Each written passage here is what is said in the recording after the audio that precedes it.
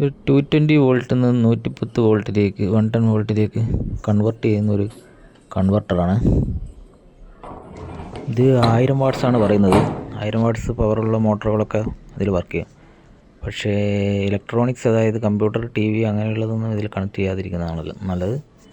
Motor, mixie, hair dryer അങ്ങനെയുള്ള സാധനങ്ങൾ work ചെയ്യാൻ വേണ്ടിയിട്ടാണ് ഇത് ഉപയോഗിക്കുന്നത്. ടെലിവിഷനും കമ്പ്യൂട്ടറൊക്കെ ഇതിൽ ഉപയോഗിച്ചാൽ അത് കംപ്ലൈൻ്റ് ആവാൻ സാധ്യതയുണ്ട്.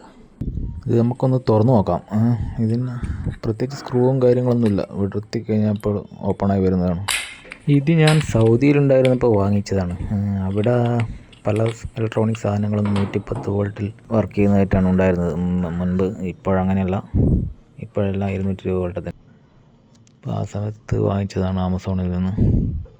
ഇതിനകത്തധികം കമ്പോണൻറ്റുകളൊന്നും കാണാനില്ല. ഒരു ട്രാൻസിസ്റ്ററും ഒരു വേരിയബിൾ റെസിസ്റ്ററും പിന്നെ ഒരു ഫ്യൂസ്, 1-2 ചെറിയ റെസിസ്റ്ററുകൾ മാത്രമേ അങ്ങനെയൊക്കെ ഉള്ളൂ.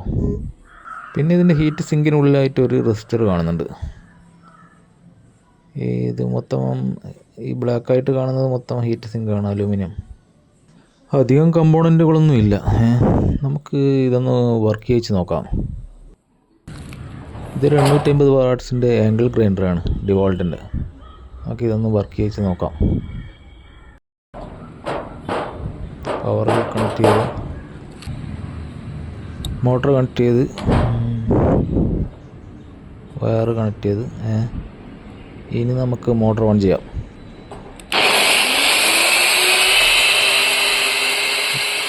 മോട്ടർ ഓണായി. ഇനി നമുക്കതിൻ്റെ വേരിയബിൾ റെസിസ്റ്റർ പതുക്കെ തിരിച്ചു നോക്കാം. സ്പീഡ് കുറഞ്ഞ് വരുന്നുണ്ട്. സ്പീഡ് നല്ലവണ്ണം കുറഞ്ഞു. എനിക്ക് തോന്നുന്നു ഇപ്പോൾ ഒരു 100 വോൾട്ടൊക്കെ ഉണ്ടാവും. സ്പീഡ് കുറഞ്ഞ് അത് നിന്നുപോയി, കറക്കം നിന്നു. വീണ്ടും ഇതൊരു മൾട്ടിമീറ്റർ വെച്ച് നമുക്ക് ഒരു എത്ര വോൾട്ട് വേണമെന്നുള്ളത് അഡ്ജസ്റ്റ് ചെയ്ത് വെക്കാവുന്നതാണ്. നല്ലവണ്ണം സ്ലോ ആവുന്നുണ്ട്, നല്ലവണ്ണം സ്ലോ ആയി. സ്പീഡ് കൂടി.